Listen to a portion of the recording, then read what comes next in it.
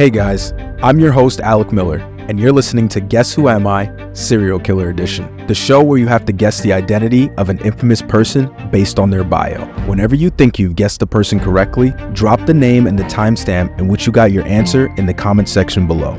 This helps me make future videos more challenging and fun. Let's get started. He is known as a notorious American serial killer who terrorized a major city in the 1970s. Born in 1953, he would later become infamous for a series of shootings that struck fear into an entire city, left 6 people dead, with several others injured. He experienced a troubled childhood that played a role in shaping his dark path. He was adopted by a Jewish couple just mere days after his birth, and reports suggest that he had a difficult relationship with his adoptive mother, who died when he was just a teenager. This individual struggled with feelings of abandonment and inadequacy, which eventually manifested in severe psychological issues.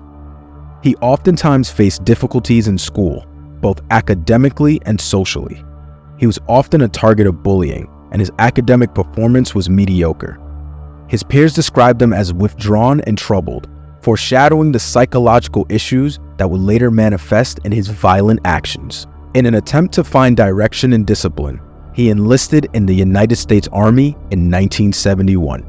He served in South Korea, but his military career was cut short due to his deteriorating mental health. He was honorably discharged in 1974. After returning to civilian life, he struggled to adapt. His mental health continued to decline, and he became increasingly isolated.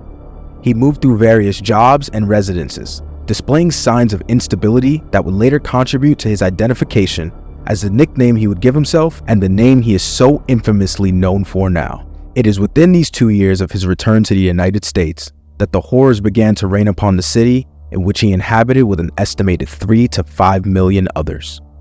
The infamous killing spree began on July 29, 1976, when he who shall not be named yet shot and killed Donna Lauria and injured her friend Jody Valenti. On October 23, 1976, he struck again, shooting Carl De Niro and Rosemary Keenan as they sat in a parked car.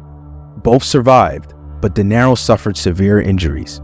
Just a little over 1 month later, on November 26, 1976, the assailant shot Donna Damasi and Joanne Lamino as they sat in a parked car. Both women survived, but the escalating violence fueled public fear and speculation about the motives behind the attacks.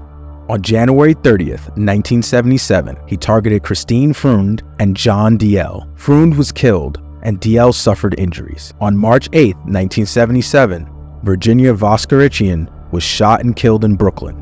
She was a college student, and her murder added to the growing list of seemingly random and brutal attacks. On April 17, 1977, in the Bronx, the assailant attacked Valentina Siriani and Alexander Esau as they sat in a car.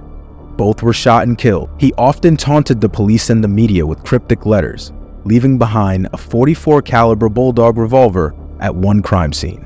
The letters, addressed to various individuals, hinted at demonic possession and claimed responsibility for the murders.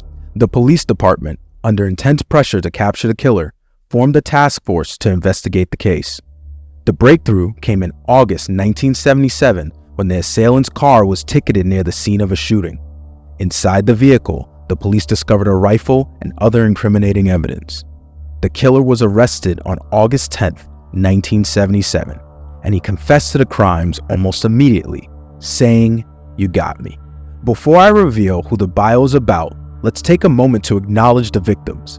These individuals met a very unfortunate demise at the hands of this monster, and oftentimes the victims don't receive nearly the amount of spotlight as the monsters who took their lives away.